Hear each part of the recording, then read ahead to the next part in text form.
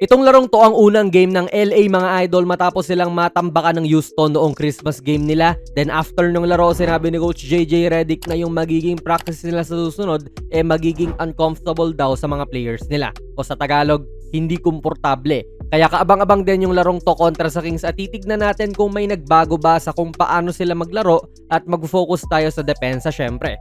Ito mga idol ay individual defense lang din naman ni Smart. Gawa na rin nung isang buwan hindi makakalaro sa AR, malamang si Smart po ang hahalili sa kanya sa starting lineup at magiging boost din ito sa kanilang depensa panigurado. Kung may isang player ka na maaasahan sa depensa, itong si Smart yon. Kaya dito wala naman tayo masasabing nagbago talaga kasi hindi na bago tong ginagawa ni Smart na magandang depensa lalo na sa one-on-one. Pero magandang panimula yan in setting the tone sa team niya. Nakapag-showtime pa sila sa kabila.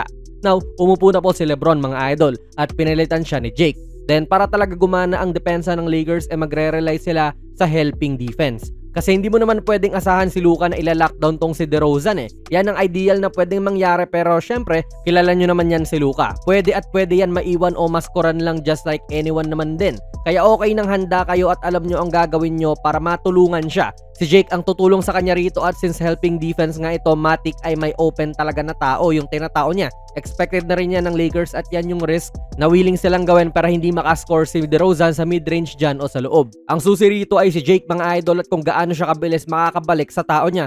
And masasabi naman natin na fast enough yan siya para hindi makatira si Ellis dito. Habang si Smart ay tumutulong din dyan para sigurado sila. Sa last video natin na-mention na rin natin itong si Jake at ang mga late na closeout niya. Pero dito mukha namang tamang-tama lang ang dating niya para ma-challenge to.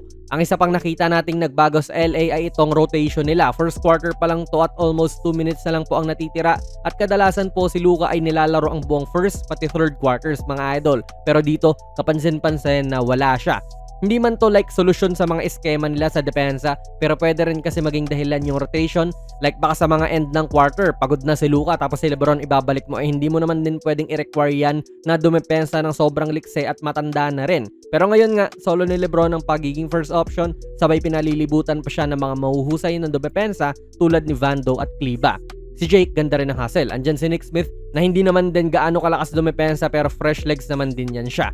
Mas mahirap din to kung kunwari may Nick Smith ka na dyan, tapos may Lebron pa, tapos iaalis nyo si Jake sa 5 para si Luka yung nandun. Hirap ang depensa niyan, panigurado at yan yung pinakamalaking binago ni Coach JJ, mas staggered o mas hindi niya pinagsasabay sina Luka at Lebron and at the same time, mas pinaaga niya ang pahinga ni Luka.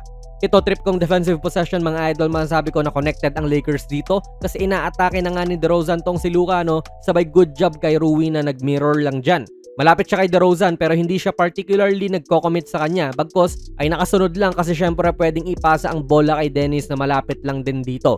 Kita rin natin na si Ayton ay handa na pong magbigay ng tulong dito na hindi natin nakita sa huli nilang mga games. Sigurado na rin kasi siya na may aalalay sa kanya sa pag-abang ng pasa dito sa kanyang big man na tao. Ang pinakabutas dito syempre ay yung weak side shooter na si Ellis. Kapag pinasa ni DeRozan to ay maaaring makatira siya ng komportable pero malayo rin kasi siya kaya may time pa yung iba na mag-recover. Buti na lang at natapal ni Luka to kaya good individual D sa kanya. Pero ganda ng pag-alalay din ng kampi niya. Then ito po yung kagandahan kay Vanderbilt. Mahusay po siya na gap defender at makikita natin dito yan. Tinetesting na kasi ni Keon Ellis ng depensa ni Luka. Syempre yun nga, hindi naman din kilalang defensive player to so pwede nila targetin ang depensa niya. Handa nga ang Lakers dito kung saan si Vando po ay nag-help para hindi na to maka-atake. So okay, goods na. Ang kaso nga lang nagkakaroon siya ng gap or distansya sa tao niya kasi nilalayuan nga. At mahusay po si Vanderbilt sa ganitong gaps at ang bilis niyang mag-recover. Tsaka alam niya kung kailan bababalik o kailan hindi. Tumapat siya muli kay Debo pero wala naman din gaanong nangyari dito at nag-switch ng bantay.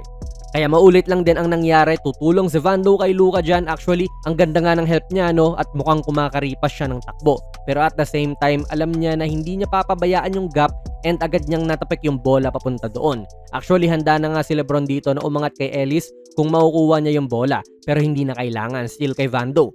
Actually, yung kulang naman din sa Lakers ay more on sa effort at team defense Yun yung nirereklamo ni Coach JJ Redick at mukhang ayos naman ang pinakita nila this game. Evident yan sa 14 steals na kanilang nagawa sa laro na ito pero syempre, hindi natin to i-hype pa. Baka sabihin nyo, hype tayo Di naman siguro masamang pag-usapan to. And take this with a grain of salt kasi Kings naman ang kalaban na kulelat sa West sabay 3 starters pa ang wala sa kanila.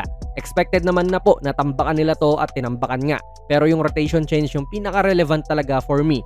Yung pinauupo si Luka ng mas maaga at maaring makatulong din talaga to lalo na sa mga rest nila in-game. Kaya ano po masasabi nyo sa video natin ngayon mga idol? Ilagay nyo lang po ang inyong mga komento sa ating comment section. Kung nagustuhan nyo po ang ating video ay pakipindot na lang idol ng like button, mag-subscribe ka na rin sa ating channel.